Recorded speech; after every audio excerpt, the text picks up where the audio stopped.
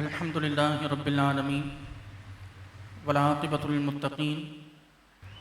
वस्सलातु वस्सलामु अला अशरफिल अंबियाइ वल मुरसलीन अम्मा बअद फ़अऊज़ु बिल्लाहि मिनश शैतानिर रजीम बिस्मिल्लाहिर रहमानिर रहीम क़ालल्लाहु तबारक व तआला फ़ी कलामिहिल मजीद वल फ़ुरक़ानिल हमीद लक़द कान लकुम फ़ी रसूलिल्लाहि उस्वतुन हसनह सदक़ल्लाहुल अज़ीम व बल्लगना रसूलुहुन नबियुल करीमुल अमीन व नहनु अला ज़ालिका लमिनश शाहिदीन वश्शाकिरीन वल्हम्दुलिल्लाहि रब्बिल आलमीन। अशरफ़े अशराफ़े आलम मुर्शिदे अरबाब दीन, अशरफ़े अशराफ़े आलम मुर्शिदे अरबाब दीन, हर के अशरफ दोस्त दारत बा मुसलमा पाक दी, मन गुलामे सैयद अशरफ पीरो मुर्शिद रहनुमा, मन गुलामे सैयद अशरफ पीरो मुर्शिद रहनुमा, हर मुराद मी रसानम हर के दस्तगीर माँ, हर मुराद मी रसानम हर के दस्तगीर माँ। हम्दो सलाह के बाद क़िबला हुज़ूर सैयदी व सनदी मुर्शिदी व मुहसिनी हुज़ूर फ़ख्रुल मशाइख़ अबुल मुकर्रम डॉक्टर सैयद मोहम्मद अशरफ अशरफ़ी अल जिलानी दामत बरकातुहुल आलिया और स्टेज पर रौनक अफरोज़ इस खानवादे की अज़ीम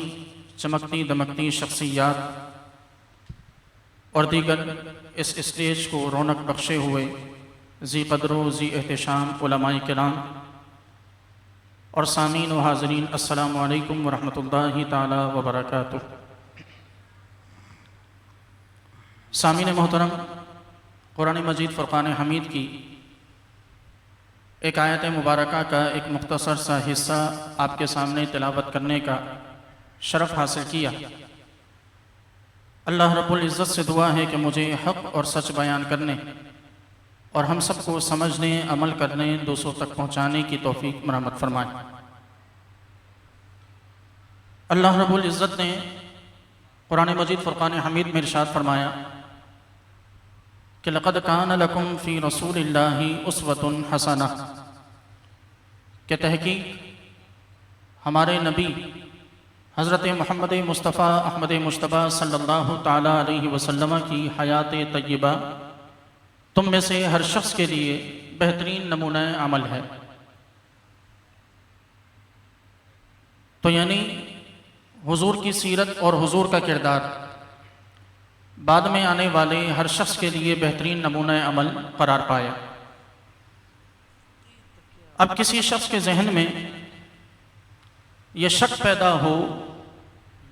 ये वहम पैदा हो या शैतान ये वसवसा डाल दे कि मैंने तो आका करीम अलैहिस्सलाम का दौर पाया नहीं, हुज़ूर की सोहबत से मुस्तफ़ीज़ हुआ नहीं, आप अलैहिस्सलातु वस्सलाम के सीरत व किरदार को देखा नहीं,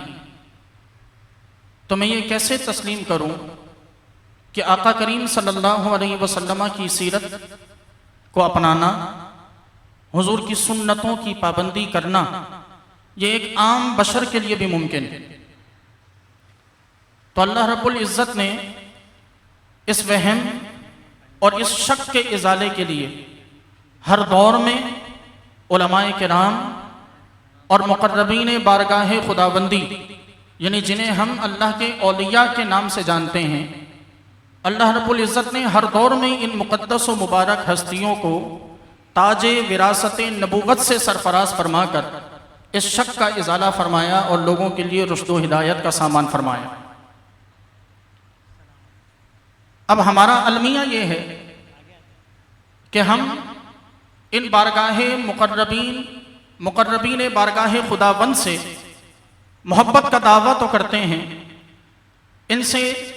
निस्बत की बात तो करते हैं, हम इनसे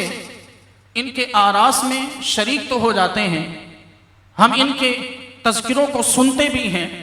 लेकिन अलमिया ये है कि हमने मोहब्बत का मायार अलग सेट कर रखा है और अमल का मायार अलग सेट कर रखा है। हालांकि होना यह चाहिए था कि जो मुकद्दस और मुबारक हस्तियां हमारी मोहब्बतों का मायार ठहरी थी, वही मुकद्दस और मुबारक हस्तियां हमारे अमल का भी मायार होती। और अगर ऐसा हो जाता या अगर आज भी ऐसा हो जाए तो मुमकिन नहीं कि कोई इन मुकद्दस और मुबारक हस्तियों से मोहब्बत का दावेदार, कोई इनसे निस्बत का हामिल शख्स, कोई इनसे मोहब्बत का दावा रखने वाला शख्स, कोई इनके उर्स में शरीक शख्स,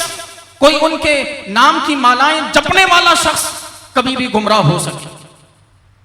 और ये गुमराही अगर ऐसा हो जाए तो कोई गुमराह नहीं हो सकेगा, ना अमली तौर पर ना अकीदे के तौर पर। क्योंकि अल्लाह रब्बुल इज्जत के इन मुकर्रबीन ने जिन हस्तियों को जो मकाम और रुतबा दे रखा है और इन हस्तियों की जबानों से जिन अफराद का और इस उम्मत के नुमाया लोगों का जो मकाम और रुतबा बताया गया है, हमारा ईमान और यकीन है कि ये वो हस्तियां हैं कि जो किसी का मकाम बताती हैं तो सुनकर नहीं बताती, पढ़कर नहीं बताती, बल्कि अल्लाह रब्बुल इज्जत इन्हें ये कुदरत, इन्हें ये ताकत अता करता है कि जब ये किसी का मकाम बयान करते हैं तो अपनी आंखों से देखकर बयान करते हैं। और हजरत सैयदना मखदूम सैयद अशरफ जहांगीर समनानी अलैहि रहमा के आज उर्स में हम शरीक हैं, तो मेरा मौजू भी इसी हवाले से है कि तालीमात मखदूम समनानी अलैहि रहमा और सहाबाए किराम से मोहब्बत। हुजूर मखदूम समनानी अलैहि रहमा के उर्स की तकरीब में हम शरीक हैं। अलमिया यह है कि हम उर्स की तकरीबों में शरीक होते हैं, लेकिन हम इन मुकद्दस और मुबारक हस्तियों की सीरत और किरदार से नावाकिफ हैं। अगर वाकिफ हों और अगर इनकी सीरत और किरदार को पढ़ें तो खुदा की कसम यह मुमकिन ना हो कि कोई अशरफी खानदान के दामन को थाम के रखे और फिर भी उसके अकीदा या उसके अमल में तजल्जुल पैदा हो जाए। क्योंकि अल्लाह रब्बुल इज्जत ने हमें जो दर अता किया है, हमें जो निस्बत अता की है, इस निस्बत को अगर देखा जाए और इस मौजू के हिसाब से अगर हुजूर सैयदना मखदूम अशरफ जहांगीर समनानी अलैहि रहमा की तालीमात को देखा जाए तो कहना यह पड़ता है कि अशरफी निस्बत ये वो निस्बत है कि जो जिस तरह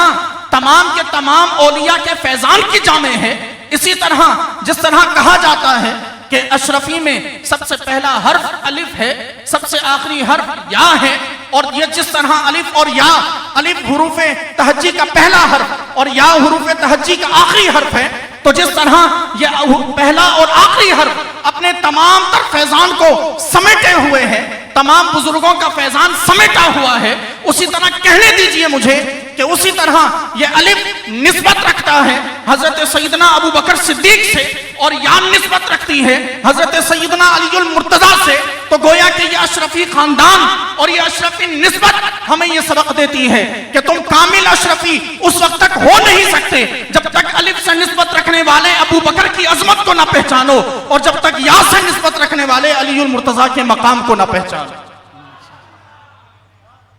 ये हो नहीं सकता कि अशरफी कहलाओ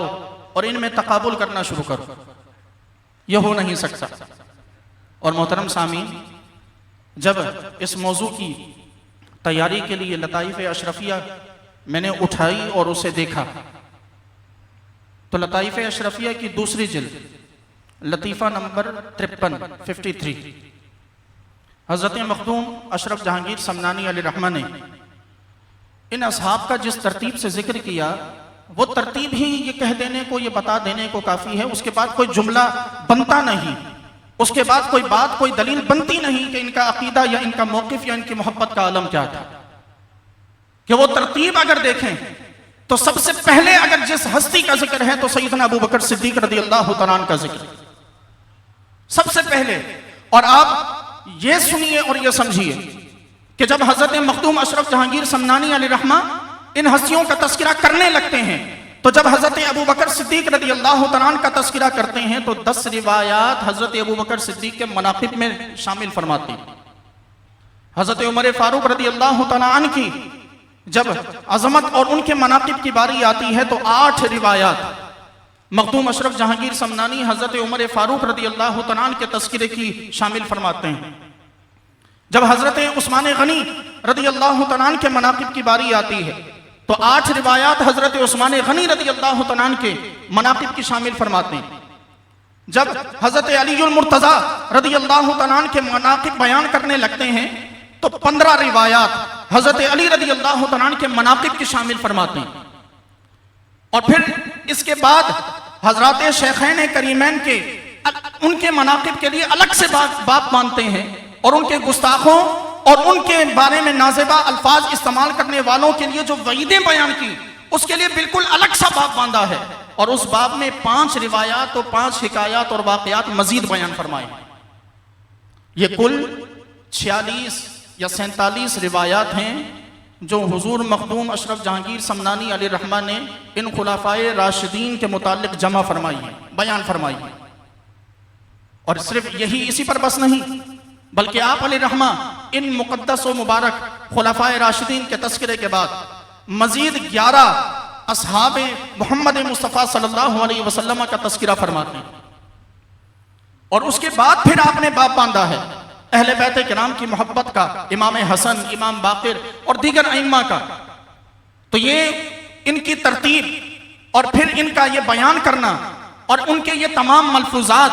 उनकी ज़बान से निकलने वाले ये तमाम अल्फाज और कलिमात आज हमें ये सबक देते हैं कि सुन्नियों और बिलखुसूस अशरफियों, अगर दामने अशरफ से वाबस्ता रहना है तो तुम्हें सहाबा की मोहब्बत भी दिल में रखनी होगी और अहले बैत के अलम के, अहले बैत की मोहब्बत के परचम को भी सरबुलंद रखना होगा। इसके बगैर कभी भी किसी भी तौर पर कोई शख्स खुद को अशरफी कहलाने का हक नहीं रख सकता। और फिर सामीन मोहतरम, हुजूर मखदूम अशरफ जहांगीर समनानी अलैहिर्रहमा अपने इसी लतीफ़ा नंबर 53 में लताइफ़ अशरफिया की दूसरी जिल्द में आप अलैहिर्रहमा इरशाद फरमाते हैं, हज़रत शेख निज़ाम यमनी अलैहिर्रहमा फरमाते हैं कि मैंने रिसाला अशरफुल फ़वाइद के मुताल्लिक आपसे सवाल किया जिसका आधा हिस्सा सहाबा के फ़ज़ाइल और आधा हिस्सा अहले बैत के नाम के मनाक़िब पर मुश्तमिल था। फरमाते हैं कि मैंने हुजूर मखदूम अशरफ जहांगीर समनानी अलैहिर्रहमा से इस रिसाले के मुताल्लिक सवाल किया। तो ज़रा तवज्जो से सुनिए, ये हुजूर मखदूम अशरफ जहांगीर समनानी अलैहिर्रहमा का मैं इनसे मोहब्बत का आलम और उनका अकीदा बयान करने लगा। मखदूम अशरफ जहांगीर समनानी अलैहिर्रहमा फरमाते हैं कि जो शख्स अहले सुन्नत के तरीके पर, अहले सुन्नत की तरीक पर जो शख्स खुलाफाए राशिदीन की मनक़बत बयान करता, अल्लाह तबारक व तआला उसके मनाक़िब के हर हर्फ के बदले एक गुलाम आज़ाद करने का सवाब अता करता, एक गुलाम आज़ाद करने का सवाब अता करता। और फिर गुलाम ही नहीं, मजीद फरमाया कि जितने मनाक़िब बयान किए जा रहे हों उन मनाक़िब के दौरान जितने हुरूफ को इस्तेमाल किया जाए, हुजूर मखदूम अशरफ जहांगीर समनानी अलैहिर्रहमा फरमाते हैं कि अल्लाह रब्बुल इज़्ज़त उन तमाम मनाक़िब में इस्तेमाल किए जाने वाले तमाम हुरूफ की तादाद के बराबर रब्बे कायनात उस मनाक़िब बयान करने वाले को हज अदा करने का सवाब अता फरमाता। ये उनकी मोहब्बत का आलम कि जिस मोहब्बत का आज हमारे यहाँ अजीब व गरीब किस्म के नजरियात बताए और बयान किए जाते हैं। मखदूम अशरफ जहांगीर समनानी अलैहिर्रहमा से निस्बत रखने वाला कोई शख्स कभी मुमकिन नहीं है कि वो अगर हकीकी तौर पर उनसे मोहब्बत का दावा करता है और हकीकी मोहब्बत रखता है तो कैसे मुमकिन हो सकता है कि वो अपने उस शेख के जबान से निकलने वाले इन कलिमात और इन अल्फाज को वो पसे पुश डालकर मन घड़त और मनपसंद अकायद को इख्तियार कर ले। और सामीन मोहतरम, मखदूम सैयद अशरफ जहांगीर समनानी अलैहिर्रहमा की अगर इनकी इन असहाब से मोहब्बत की बात करें तो ये तो वो चीज़ें हैं कि जो मैंने एक जगह पर जमा की हुई देखी हैं, वगरना आपके मलफूजात में तो और आपके मकतूबात में बिलखुसूस और आपके लताइफ़ अशरफिया में बिलउमूम हुजूर सैयद मखदूम सैयद अशरफ जहांगीर समनानी अलैहिर्रहमा ने जो मजीद इनके फ़ज़ाइल व मनाक़िब को बयान किए हैं, उनकी हदबंदी या उनका शुमार करना किसी तौर पर मुमकिन नहीं। आज का पैगाम यही है कि मखदूम सैयद अशरफ जहांगीर समनानी अलैहिर्रहमा किसी भी तौर पर ऐसे शख्स के लिए न तो शेख का दर्जा रख सकते हैं कि जो इन हजरात सहाबा कराम में से किसी से बुग़्ज़ रखे, या अहले बैत कराम में से किसी का बुग़्ज़ अपने दिल में पाले हुए। और यकीन जाने कि आज के इस पुरफितन दौर में, आज के इस पुरफितन दौर में, ऐसे इस मुश्किल और कठिन दौर में कि जहां अकीदों पर डाका जनी की जा रही हो, जहां मालूम ना हो कि साथ बैठने वाला, साथ खाने वाला, साथ उठने वाला, साथ चलने वाला, जहां मालूम ना हो कि ये किस मोड़ पर आकर अकीदे पर डाका जनी कर जाएगा, खुदा की कसम आज इस दर से वाबस्ता लोगों के लिए ये बड़ी फख्र की बात है, ये बड़ी खुशाइंद बात है, ये बड़ी मुसर्रत की बात है कि अल्लाह रब्बुल इज्जत ने हमें ऐसे घराने से वाबस्ता कर रखा है, और अल्लाह रब्बुल इज्जत ने ऐसी निस्बत हमारे हाथों में रब्बे कायनात ने अता कर रखी है कि जिस निस्बत का मानने वाला जब अपने शेख की तरफ नजर करता है, जब इस सबसे बड़े पीर और रहनुमा की जानिब नजर करता है, तो वहां उनके दिल में वो सहाबा की मोहब्बत को भी पाता है और अहले बैत किराम की मोहब्बत को भी पाता।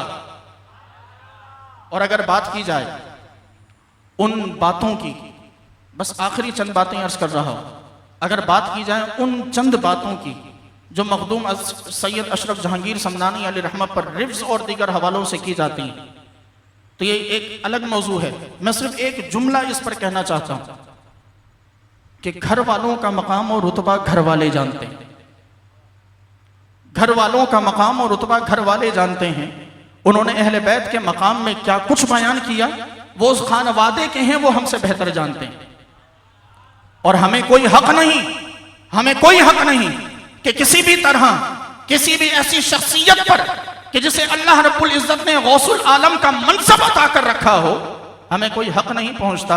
कि हम उनकी मोहब्बतों पर या उनकी निस्बतों पर या उनके इखलास पर किसी किस्म का कदगन लगाने की कोशिश करें। हमारे लिए तो बस इतना काफ़ी है, हमारे लिए तो बस यही, वो सारी ज़िंदगी अपनी तालीमात के ज़रिए यही सबक दे गए हैं और सारी ज़िंदगी उन्होंने